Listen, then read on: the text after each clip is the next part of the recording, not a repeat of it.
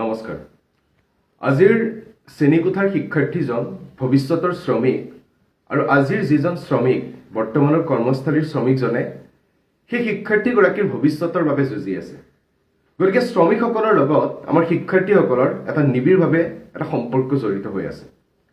কিন্তু আমি প্ৰত্যক্ষ কৰিছোঁ যে আজি যি ব্যৱস্থাই শ্ৰমিকসকলক শোষণ কৰিছে সেই একে ব্যৱস্থাই কিন্তু আজি শিক্ষাৰ্থীসকলকো শোষণ কৰি আহিছে।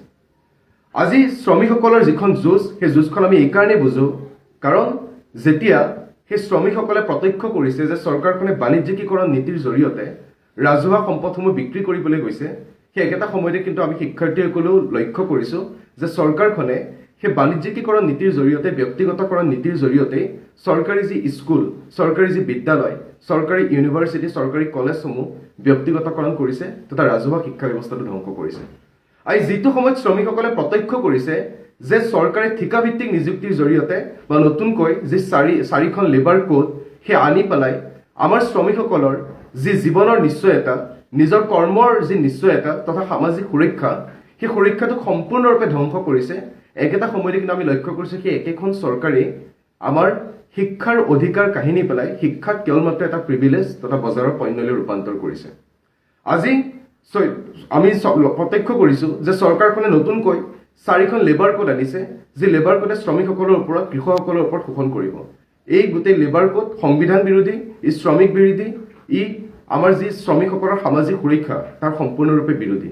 গতিকে আমি SFI অহা 14 তাৰিখে কৃষক আৰু শ্ৰমিকসকলৰ যি সমাৱেশ হ'ব গুৱাহাটীত, সেই কৃষক আৰু শ্ৰমিকসকলৰ যি সমাৱেশ, সেই সমাৱেশক SFI অসম ৰাজ্য কমিটিৰ তৰফৰ পৰা আমি সম্পূৰ্ণৰূপে সমৰ্থন জ্ঞাপন কৰিছোঁ আৰু আমি আহ্বান জনাওঁ যে শিক্ষাৰ্থীসকল ভৱিষ্যতৰ এজন শ্ৰমিক হ'বলৈ গৈ আছে, সেই শিক্ষাৰ্থীসকলে এই সমাৱেশত জড়িত হওক আৰু চৰকাৰৰ যি শ্ৰমিক বিৰোধী, কৃষি বিৰোধী নীতি, সেই শ্ৰমিক বিৰোধী, কৃষি বিৰোধী নীতিৰ বিৰুদ্ধে থিয় হৈ পেলাই সেই শ্ৰমিকসকলৰ লগত হাতে হাত থৈ পেলাই তাৰ বিৰুদ্ধে সংগ্ৰাম গঢ়ি তোলক। কাৰণ আমি প্ৰত্যক্ষ কৰোঁ যে আজি আমাৰ যি মূল শত্ৰু, সেয়া লাগিলে শিক্ষাৰ্থীসকলৰ হওক, সেয়া লাগিলে শ্ৰমিকসকলৰ হওক, সেয়া লাগিলে কৃষকসকলৰ হওক বা কৃষি শ্ৰমিকসকলৰ হওক, সেই শত্ৰু কিন্তু একেই।